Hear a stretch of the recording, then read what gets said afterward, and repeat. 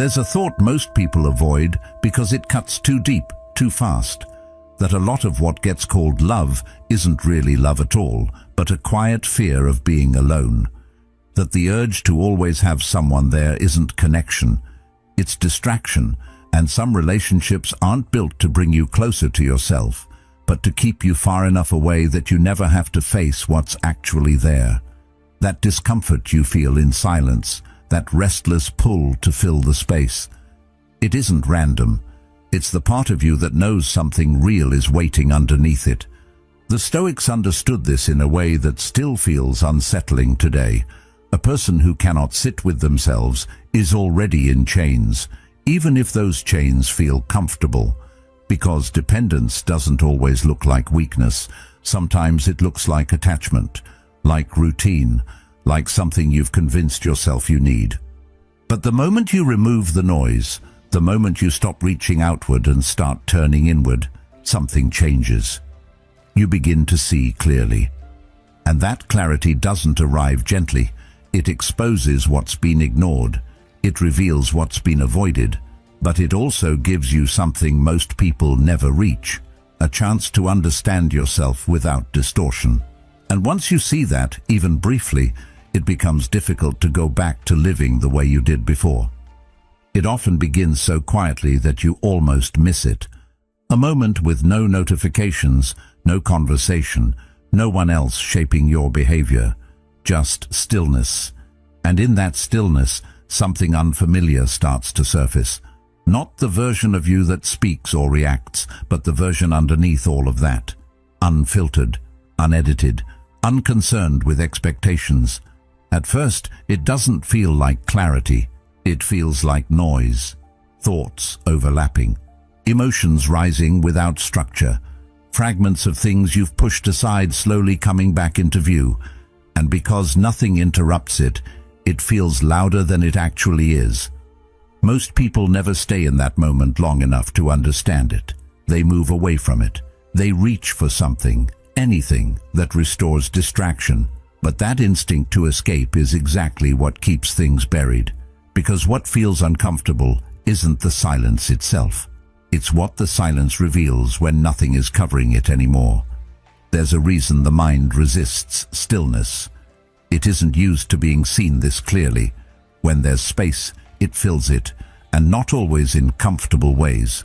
It brings forward unresolved thoughts, lingering doubts, questions you've postponed for convenience.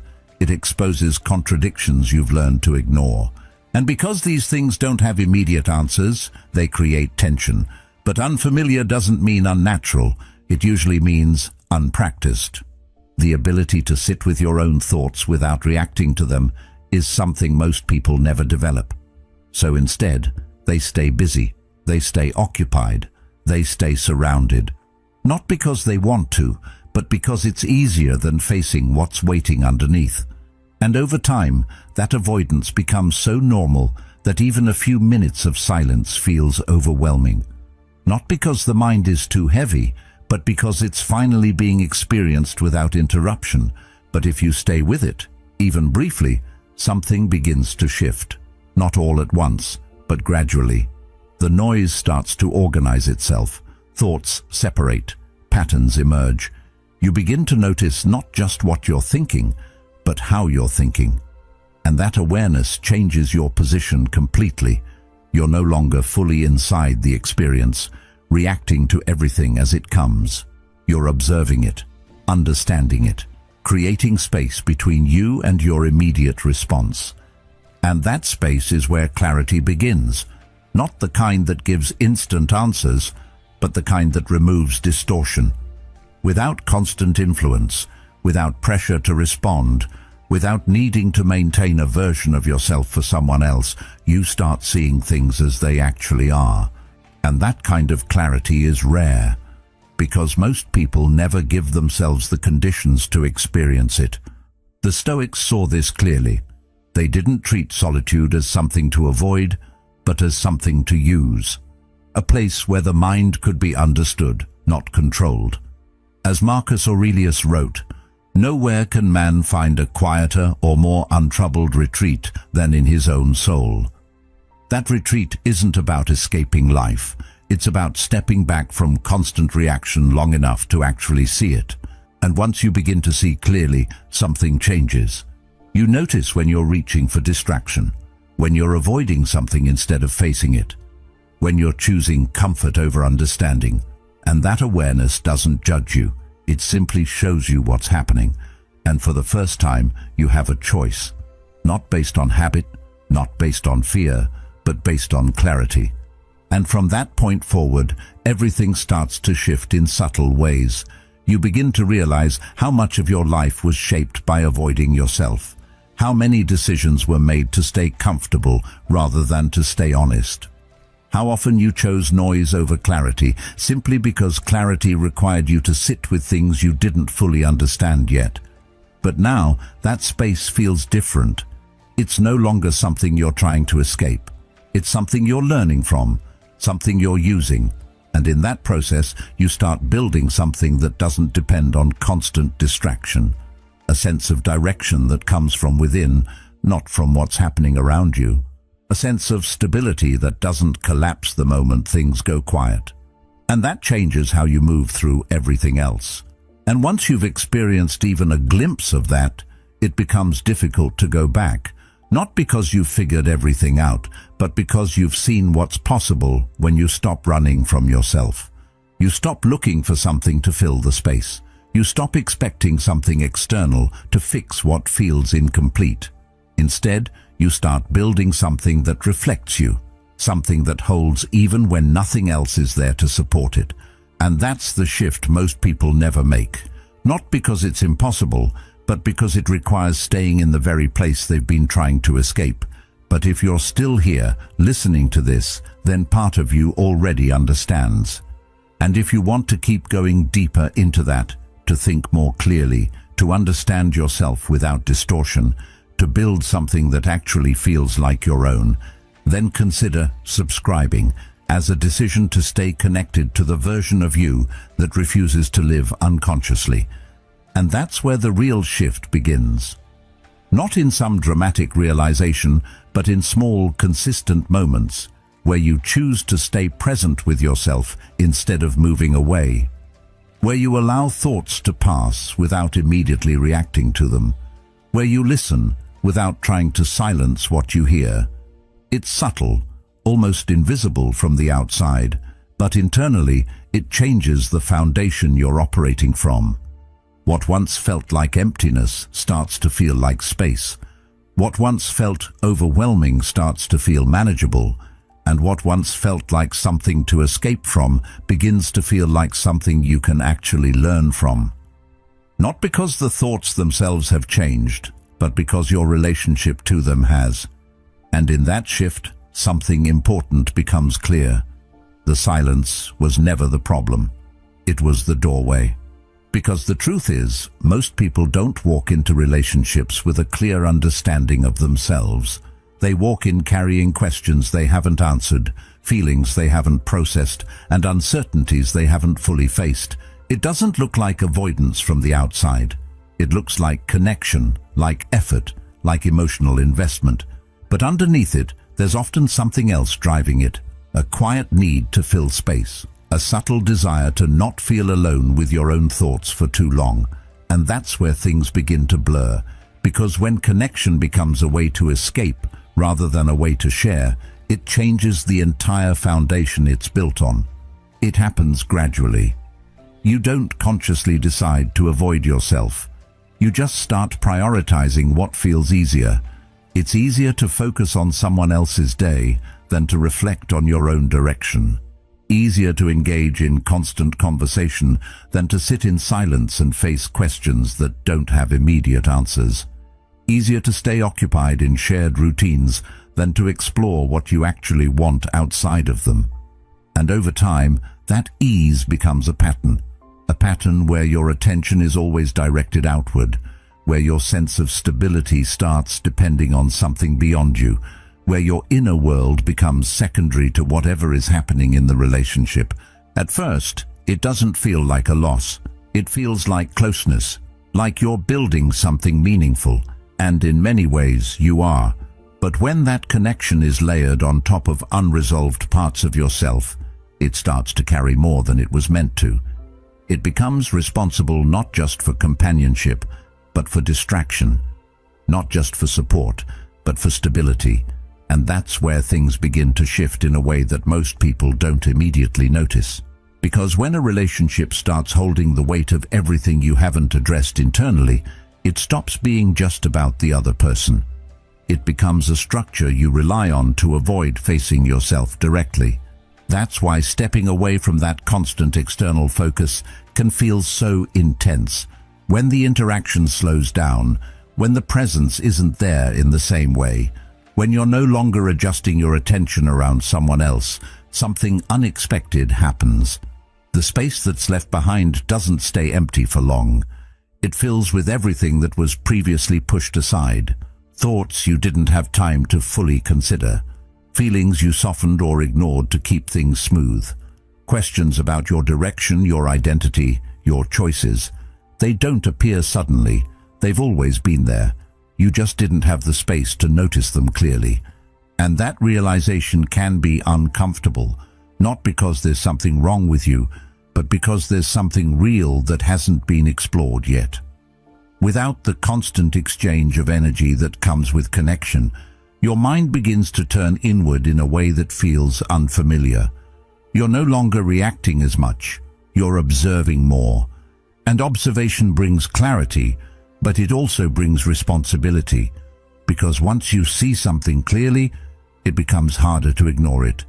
Once you recognize a pattern, it becomes difficult to pretend it's not there. This is where many people rush to fill the space again, not out of weakness, but out of habit. Because facing yourself requires a kind of patience that most people haven't practiced.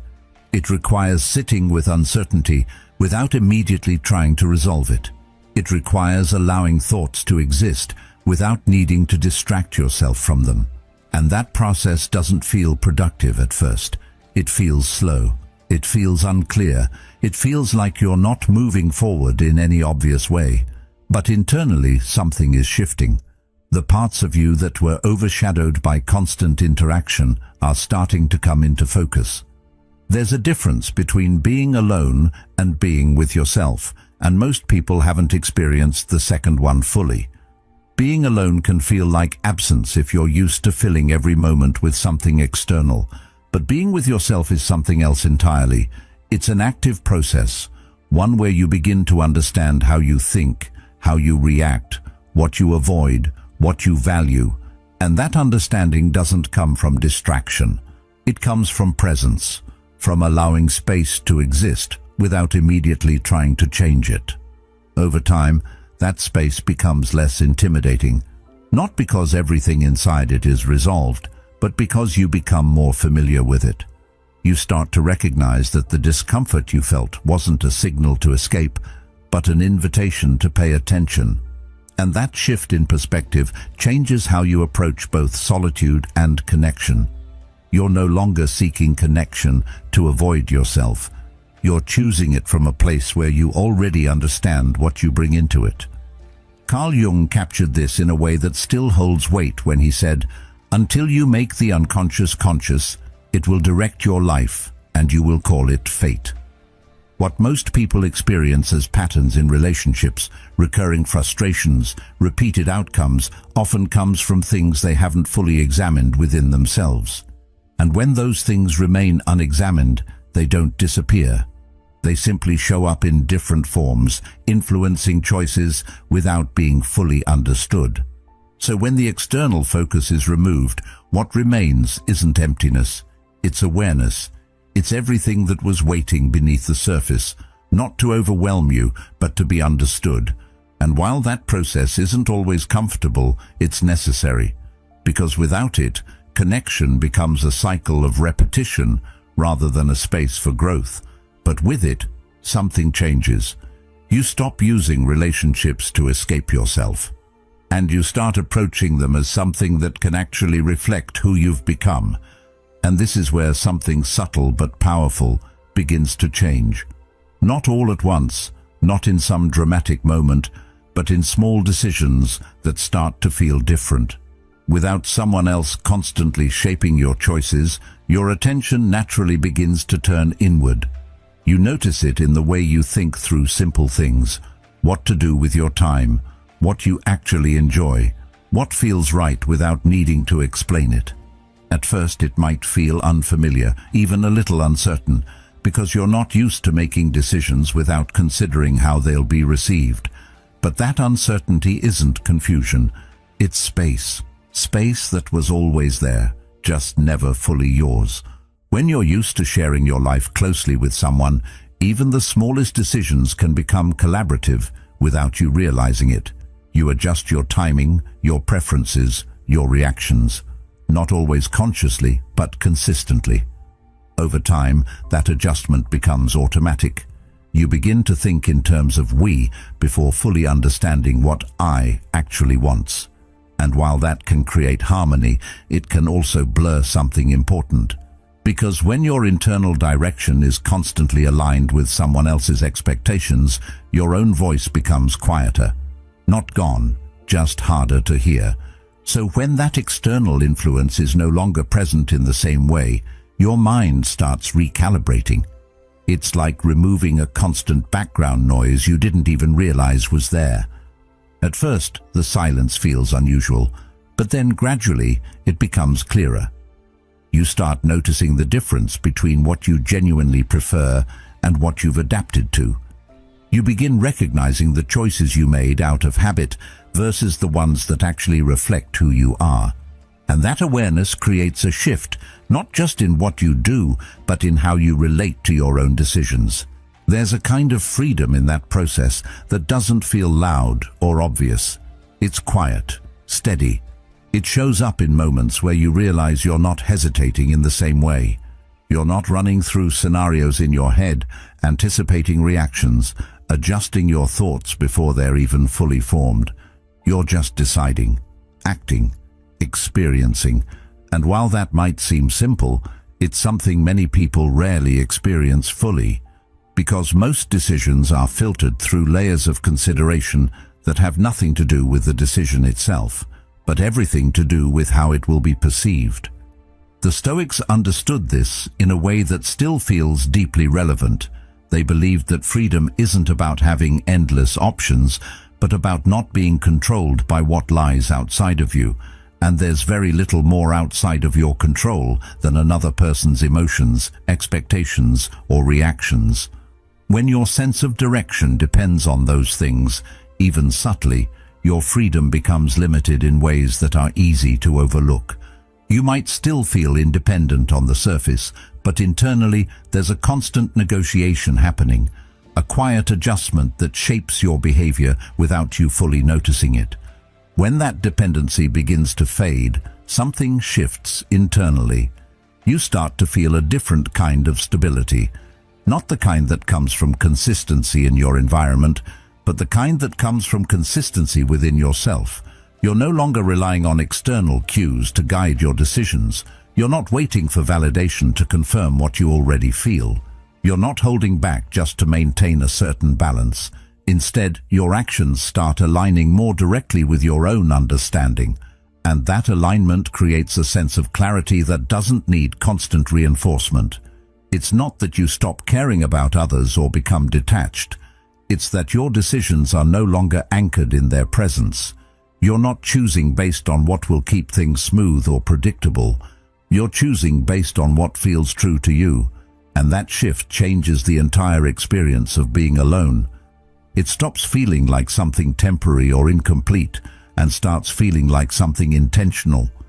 Something you're using rather than something you're waiting to move past.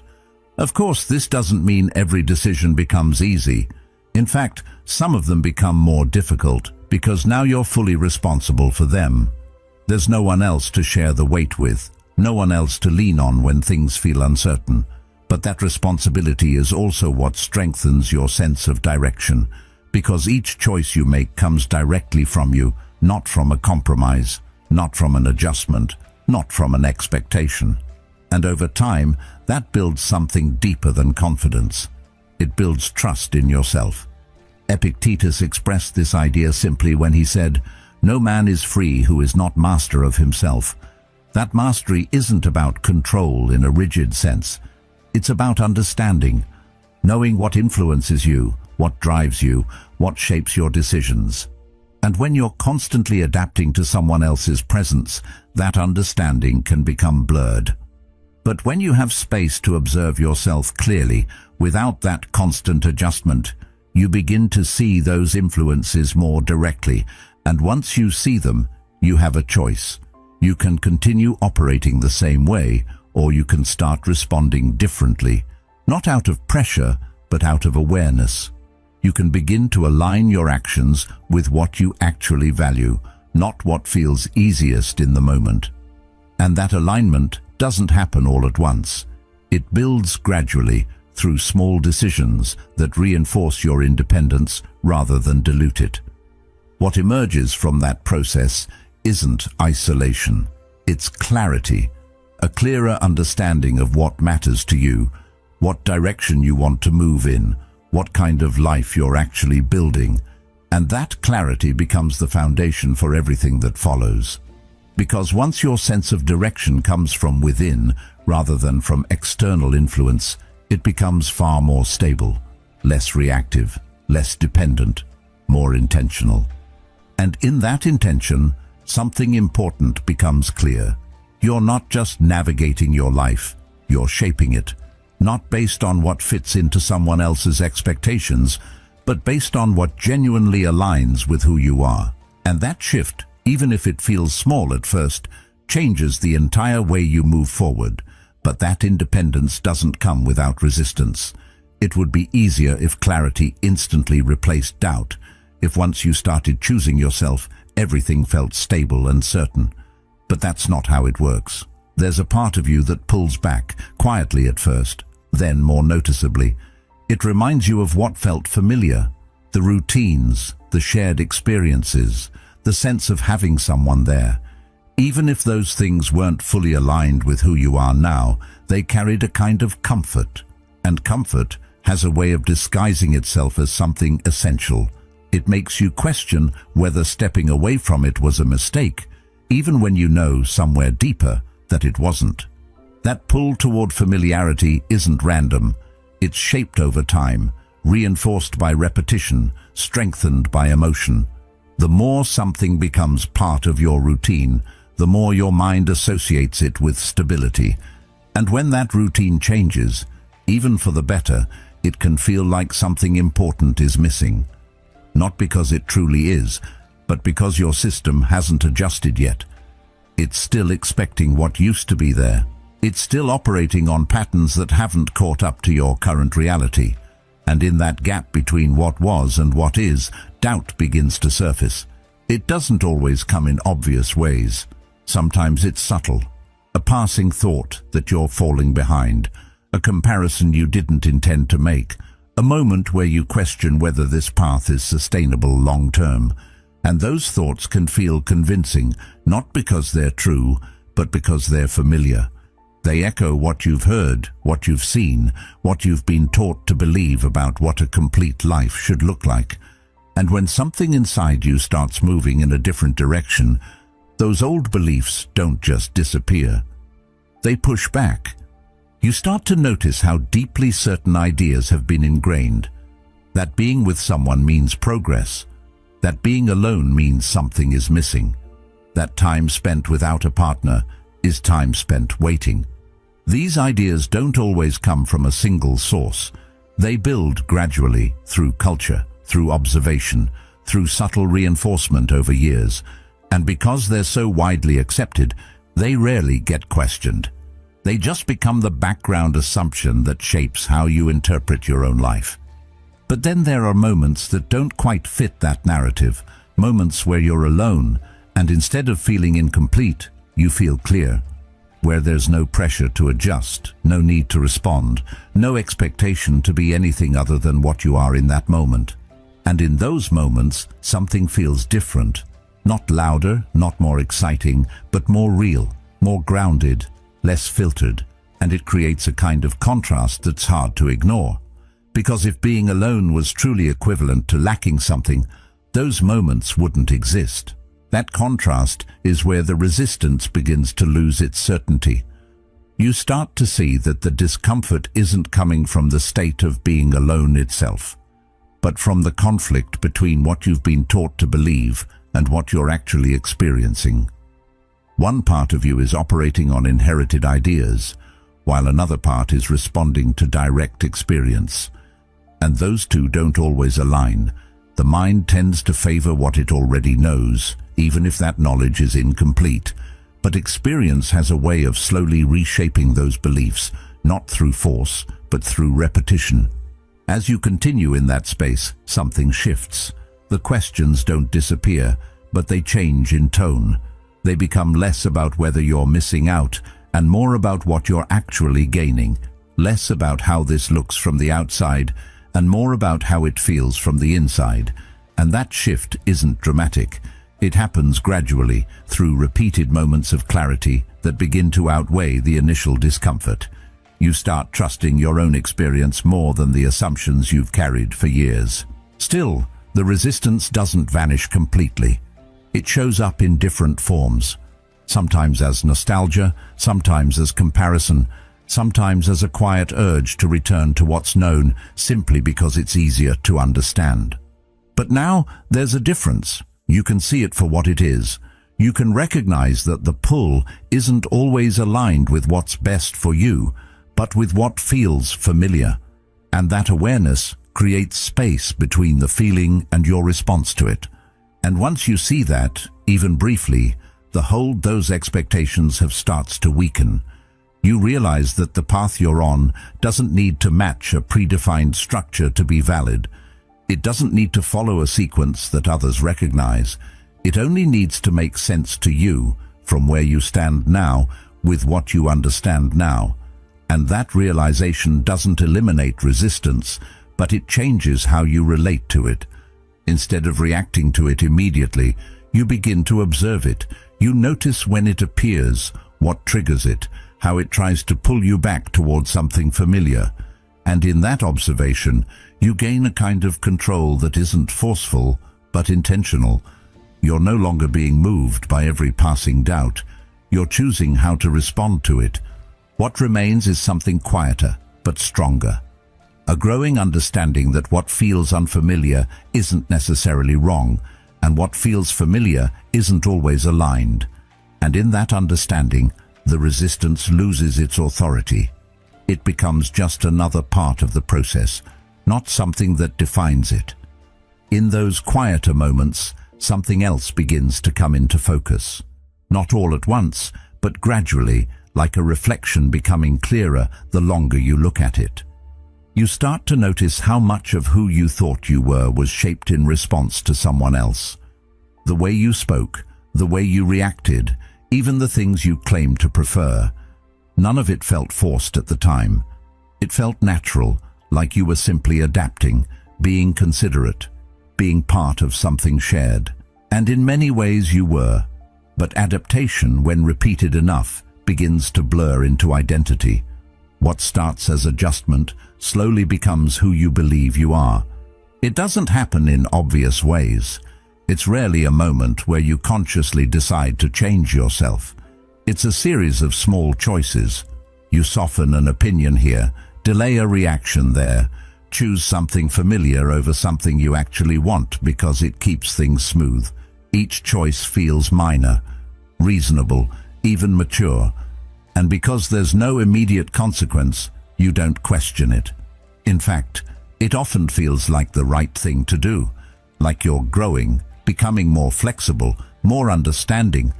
But what isn't immediately visible is the accumulation of those choices over time. Over time, that version of you becomes easier to carry. It's predictable, adaptable, aligned with what's expected, but it's also slightly removed from what's real. Not completely, but enough that something feels different when you step outside of that dynamic.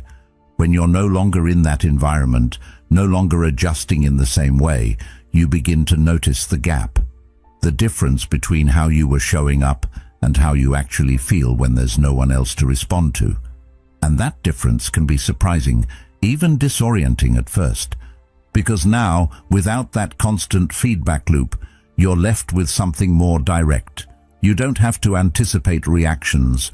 You don't have to adjust your tone. You don't have to align your preferences with someone else's expectations. And in that absence of adjustment, your natural responses begin to surface again. The opinions you held back, the interests you set aside, the ways of thinking that didn't quite fit into the dynamic you were part of. They don't return all at once. They reappear gradually as you give yourself space to exist without filtering. This is where things can feel unfamiliar because you're no longer operating from a version of yourself that was shaped through constant interaction. You're reconnecting with something that hasn't been fully expressed for a while, and that process isn't always smooth. There's a period where you're not entirely sure what feels right, because you're distinguishing between what was adapted and what is actually yours. But that uncertainty is part of the process. It's the space where clarity begins to form, not from external validation, but from direct experience. What becomes clear over time is that much of what you thought was you was actually a response to maintain connection, to keep things balanced, to avoid disruption. And while those responses served a purpose, they weren't always aligned with your deeper preferences or values. They were functional, not necessarily authentic. And when you step out of that pattern, even temporarily, you begin to see that difference more clearly. Carl Jung once said, "The privilege of a lifetime is to become who you truly are." That process isn't about adding something new.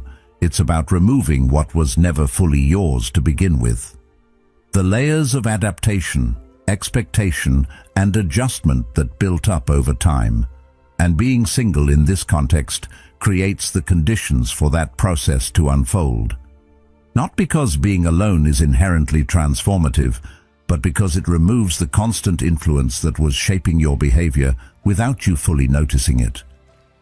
As that influence fades, your sense of self begins to reorganize. You start making choices that aren't based on maintaining a dynamic, but on what actually resonates with you. You begin expressing thoughts without filtering them through someone else's expectations. You notice what energizes you, what feels aligned, what doesn't. And that awareness builds gradually through repeated moments where you choose to respond based on your own understanding rather than habit. Over time, the version of you that felt easier to maintain begins to feel less necessary, not because it was wrong, but because it was incomplete. It was shaped by context, by interaction, by the need to fit into something shared. And while there's value in that, there's also value in understanding who you are outside of it. Without the constant editing, without the anticipation, without the need to align every part of yourself with someone else's expectations. What remains is something quieter, but more stable, a version of you that doesn't require constant adjustment to exist, one that isn't built around maintaining something external, but around understanding something internal.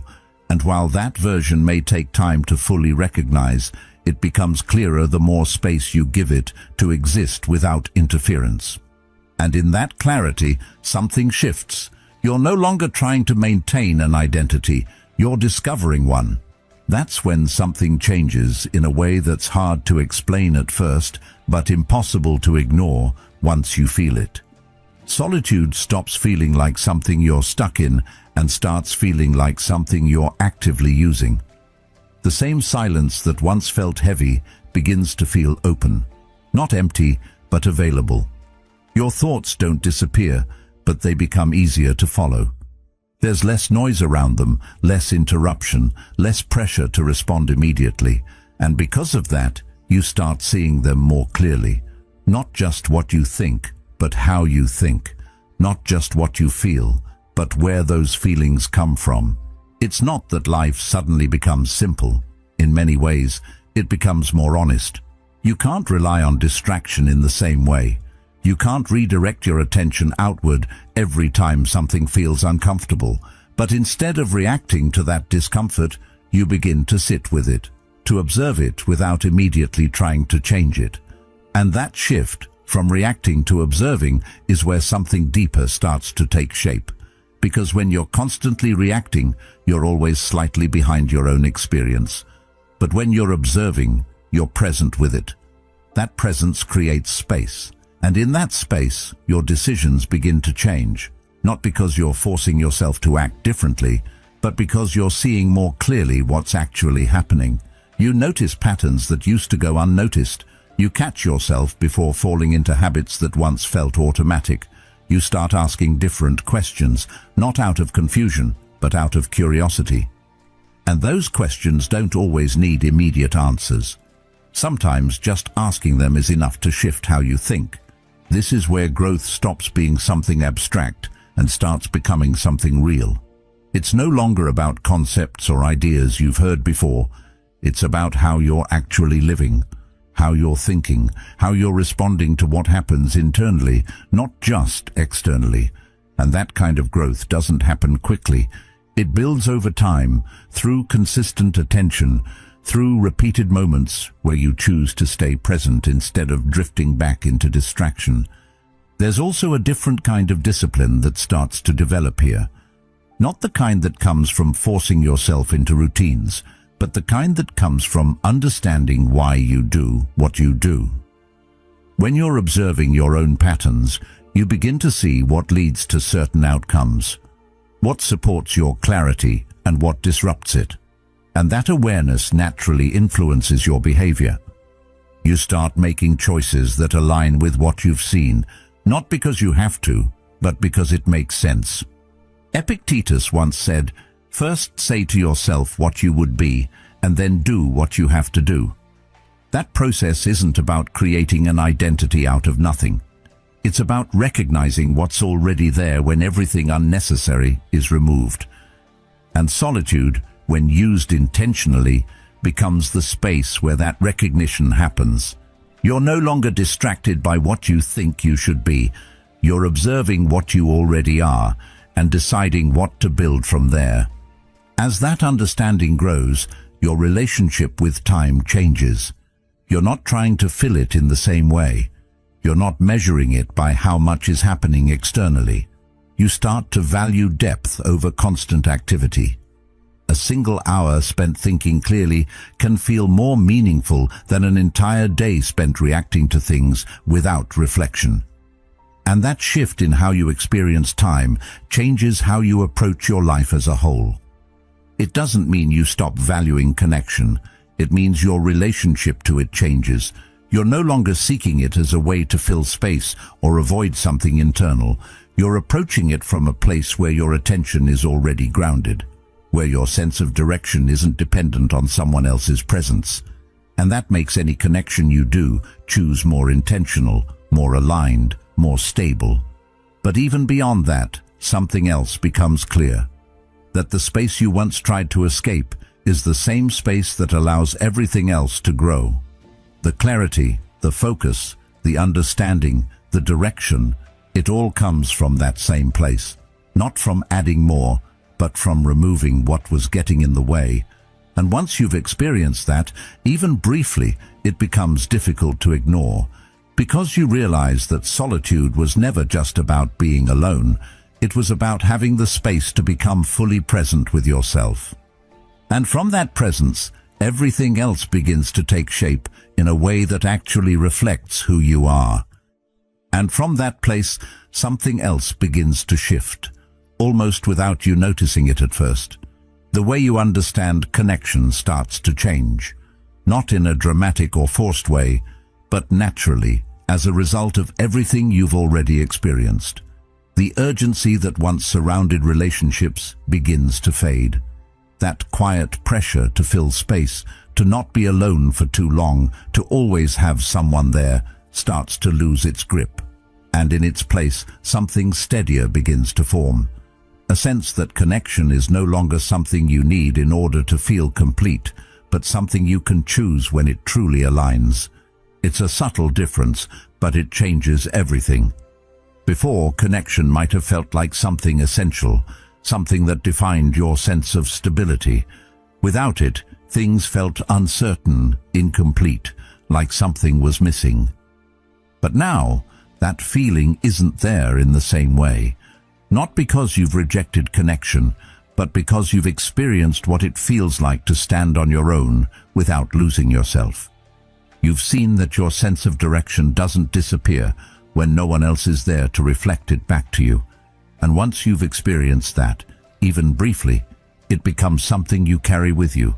That shift removes a kind of pressure that most people don't even realize they're living under. The pressure to make things work, to hold on to something just because it exists, to avoid endings even when they no longer feel right. Without that pressure, your decisions begin to change. You're no longer choosing based on what keeps you from being alone.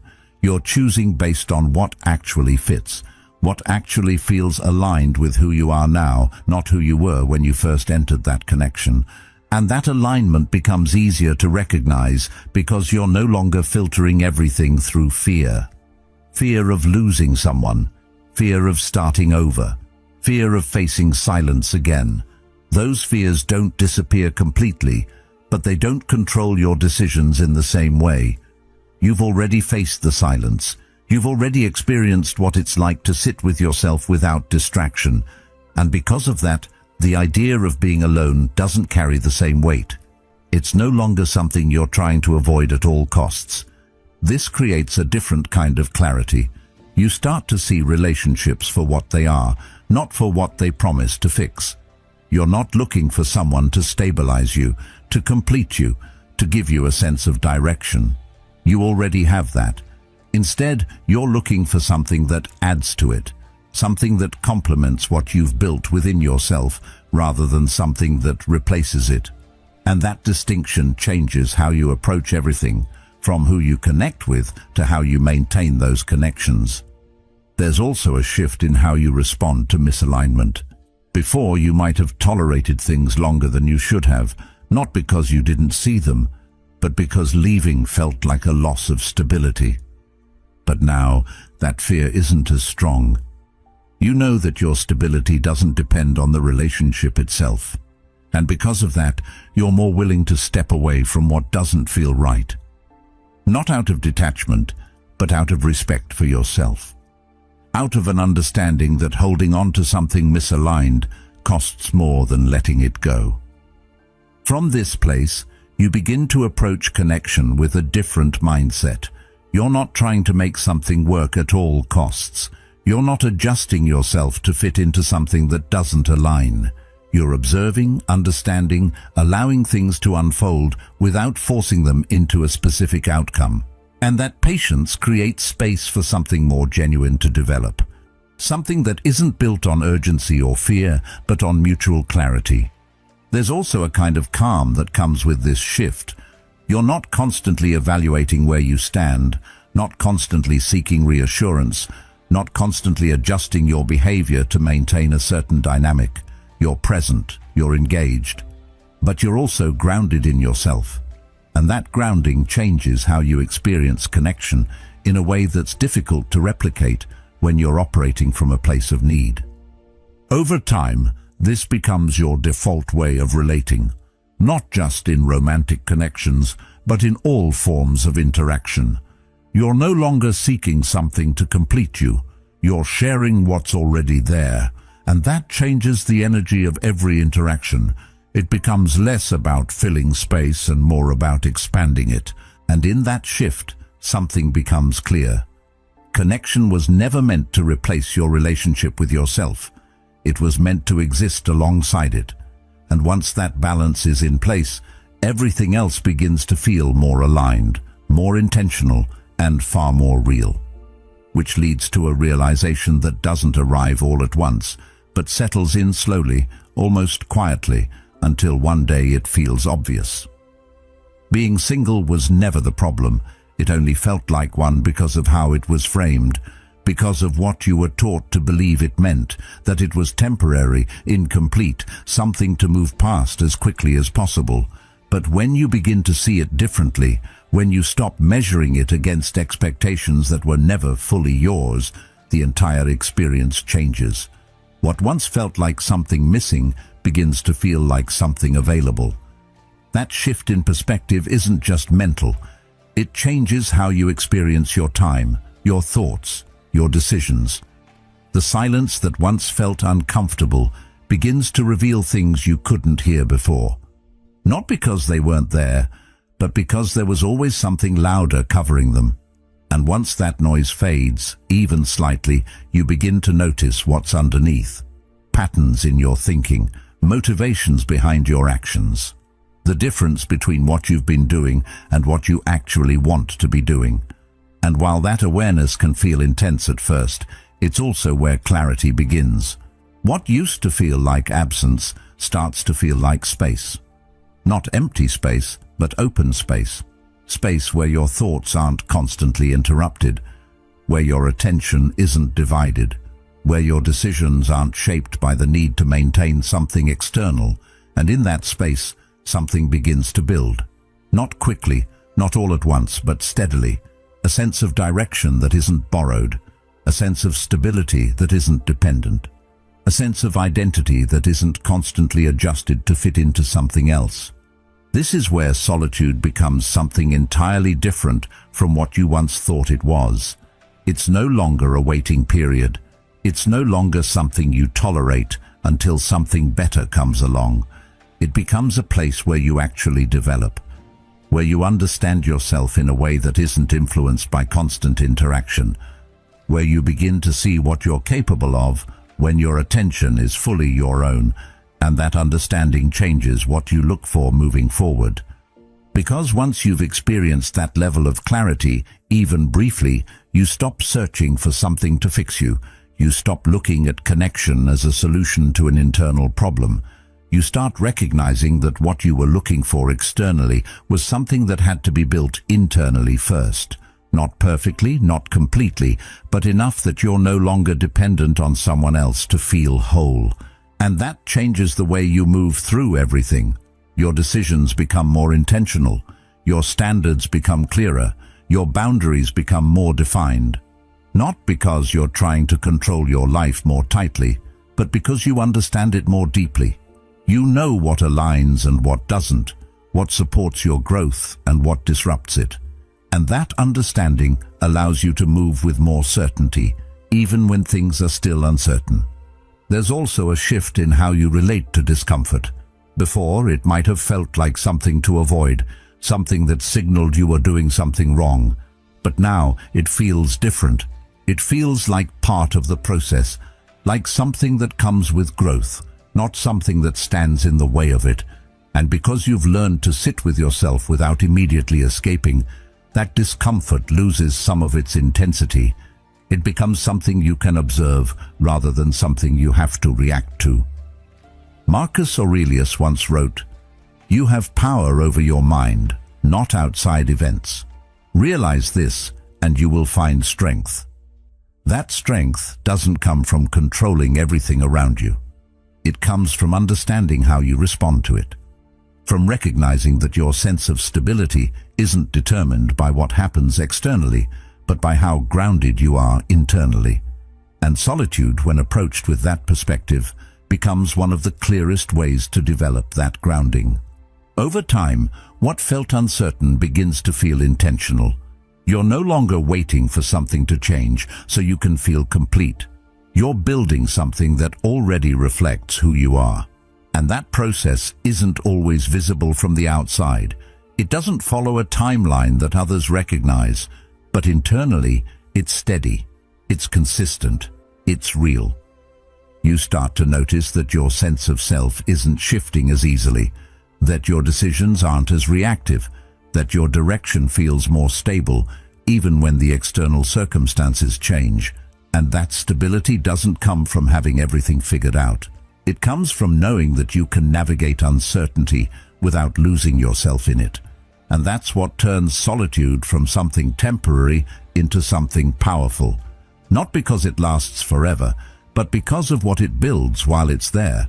It gives you the space to understand yourself without interference, to develop clarity without pressure, to create a foundation that isn't dependent on anything outside of you.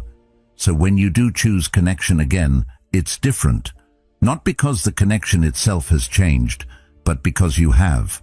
You're no longer entering it from a place of need. You're entering it from a place of understanding. And that difference shapes everything that follows, because in the end, it was never about being single or not. It was about whether you knew how to be with yourself. And once you learn that, everything else becomes a choice, not a necessity. In the end, nothing you were searching for was ever missing. It was just buried under noise, distraction, and the constant need to look outward. And the moment you learn to stand fully on your own, without needing to escape yourself, everything changes. Not because the world becomes easier, but because you finally become steady within it. If this spoke to something real in you, there's another video on your screen that will take you even deeper into this path. Stay with it.